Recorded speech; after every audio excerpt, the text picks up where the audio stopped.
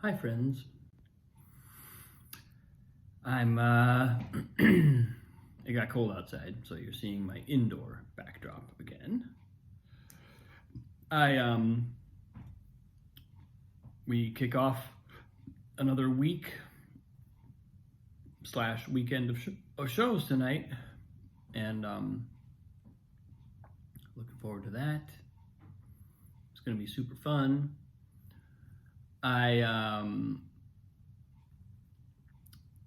I've had several things have kind of been showing up in the last couple days, and it's fun to be launching back into the production. It was actually really nice to have a break, and I think some of the stuff that showed up was really important. And I spent some time today. I had time to go to the theater, spend a little time at the piano. I didn't have a lot of time. I had under an hour, but it was enough that I picked up some of what I had, some of what came through yesterday in my lesson with Madeline, and just kind of felt that maintenance of the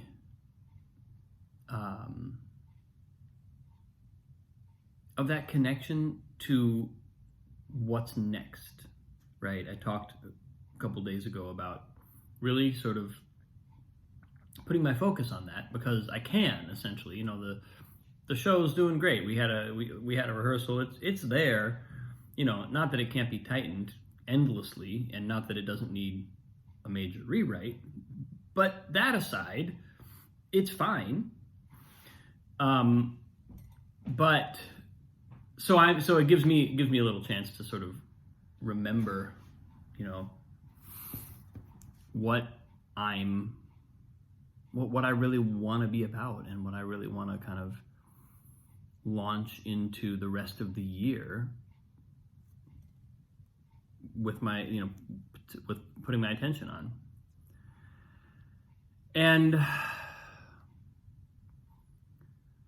something that showed up today, which was really,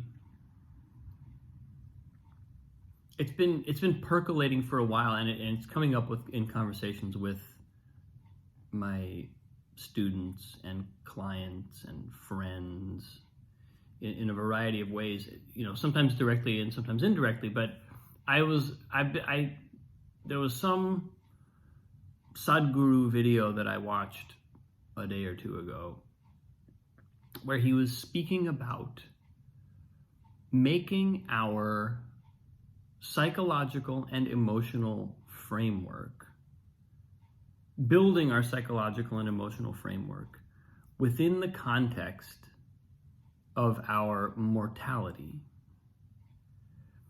which may sound obvious, but what I think he was saying was most of us build our psychological and emotional framework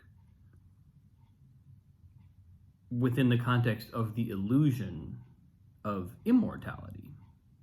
There's something interesting about consciousness. There's something really weird about the fact that the human organism carries consciousness. Now, I'm somebody who doesn't believe that consciousness is located within the organism, or at least it's not rooted in the organism.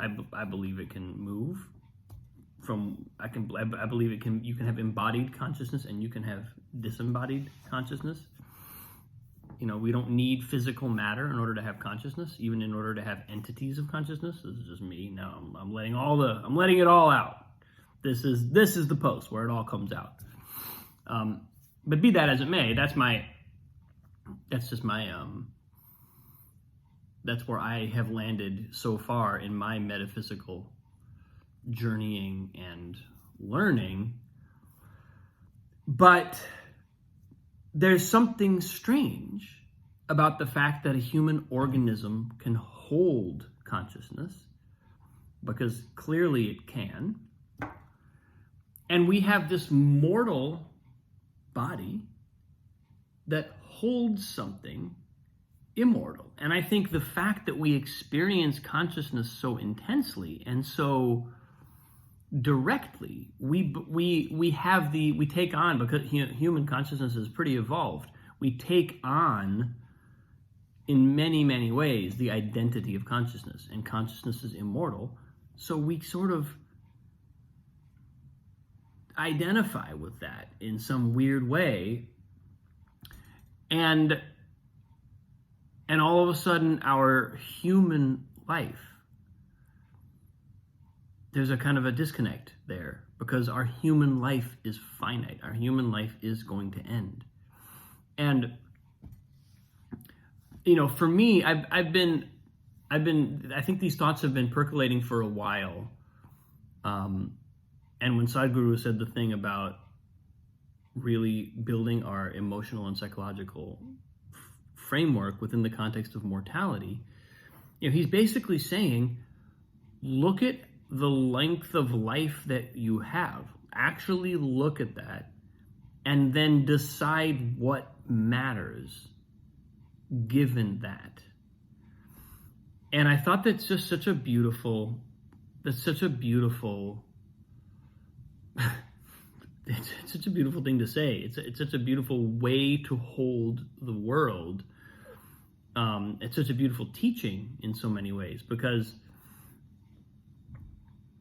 I think about some of the lessons I've learned over the course of this creative process that here in Houston. That's in many ways, it feels like it's concluding already. I mean, there's about a week and a half left, but it's coming to the end.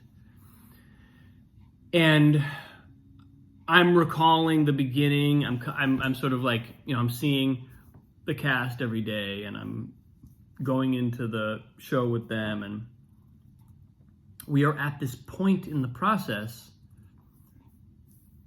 where it feels like the beginning was ages ago, lifetimes ago. The fact that it's only been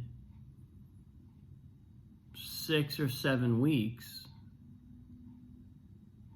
feels completely insane. It feels like it should be it should be a year at least, which is often the case on a show like this. There's you go through these eye of the needle moments in the creative process, and especially when it's kind of an intense eye of the needle moment, and you just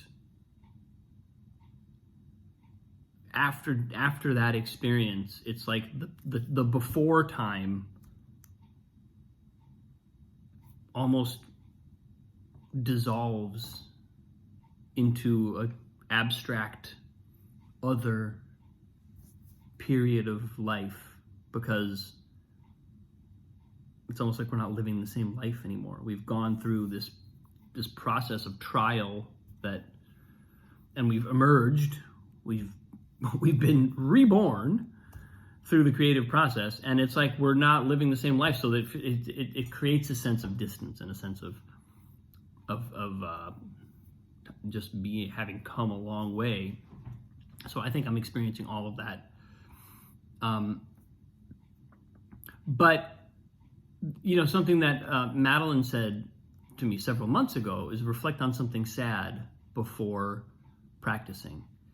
And as I took that on and started to do that practice, I found that one of the most effective ways of bringing myself to that place of softness, so what she was saying, if you didn't catch my post at the time, what she was saying was reflect on something sad before you practice, and reflect on something sad before you meditate.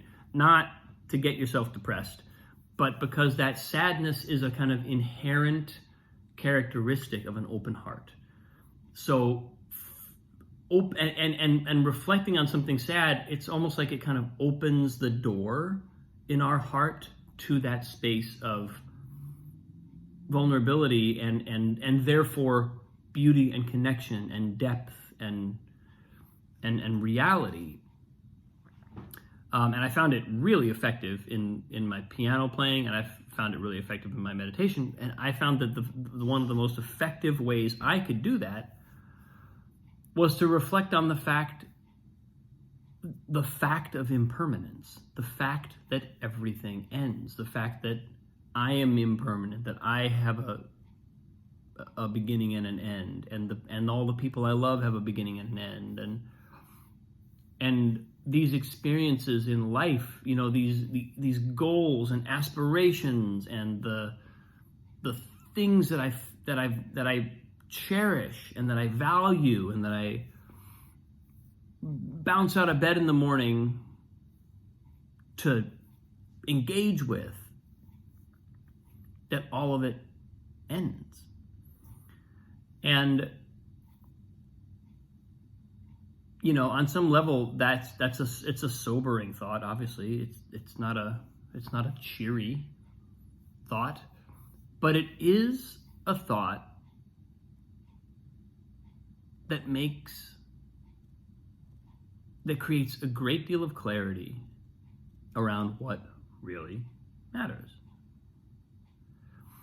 And so I've been using that. I have been not shying away from contemplating mortality and from just letting myself, not trying to get morose or dire or anything like that, but just being connected to the fact that I'm the age I am. I have probably about a certain number of years left. And what it does for me is it doesn't make me feel negative about my life. It doesn't make me feel like I've wasted my time or like I'm in danger of wasting my time. It's not really that. It's not really I don't think that the idea either of Madeline or of Sadhguru is to apply more pressure to do the right things.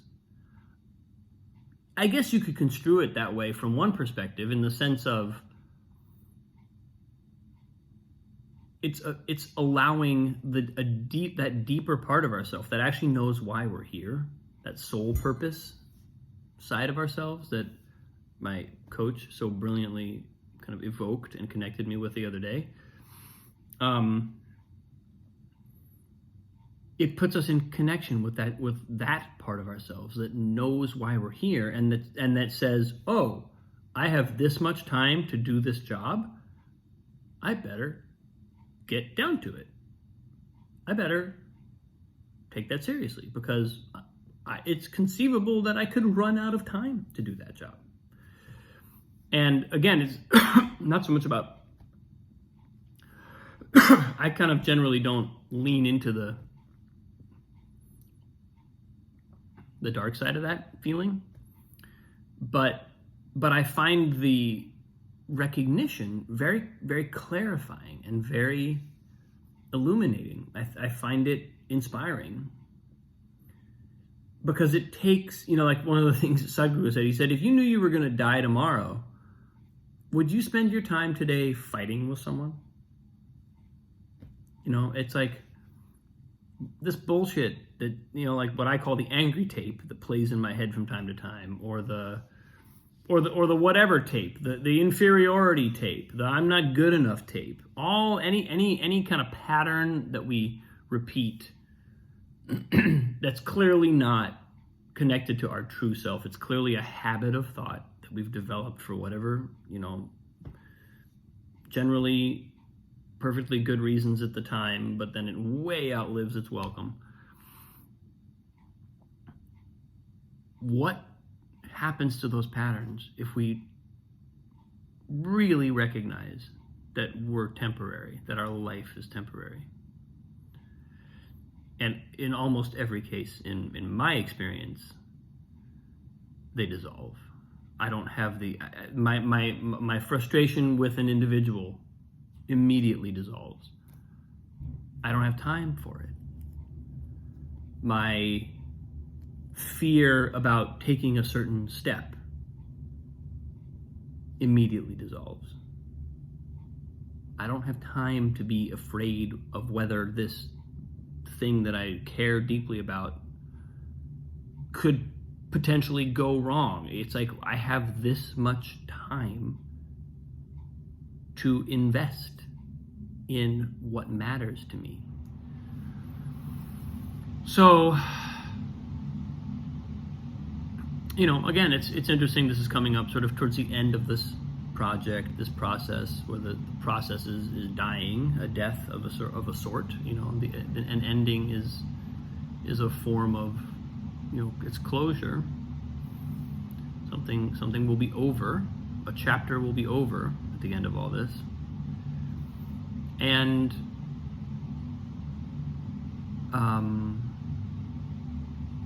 it's putting me in a place of real availability, and I'm kind of trying to stay there. I'm kind of trying to stay with that softness and be really honest. A lot of times for me, the thing that I need to get used to when I go to this place or when I get to this perspective is I need to get used to the idea of moving a little slower. Moving fast, needing to move fast,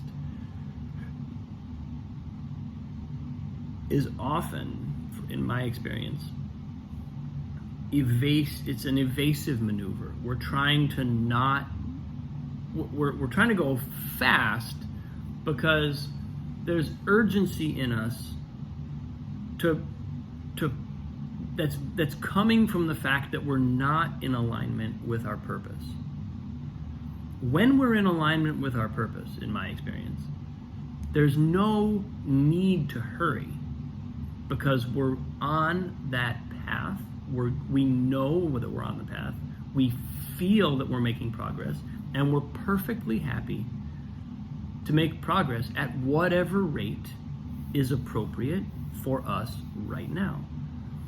It's when we're not on that path that all of a sudden we feel this burning need to get stuff done so fast and to run 100 million miles an hour and to be doing this over here and that over there and making sure we're not leaving anything out. And it's an artificial urgency. It's an artificial feeling of, I want to accomplish something, but really we're just feeding the part of us that's running away from the real thing.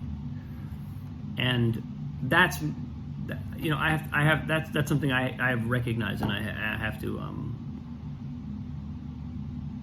be on the lookout for in me, because I know that that's how I work. That's how my internal mechanism works. So anyway, this is what's coming through today. It feels really big, and it feels really satisfying, and it is kind of, it's one of those humbling, sobering feelings, but at the same time I feel like my heart fills up. My heart fills up with love for the people and the things that really matter. And I withdraw myself from the distractions. So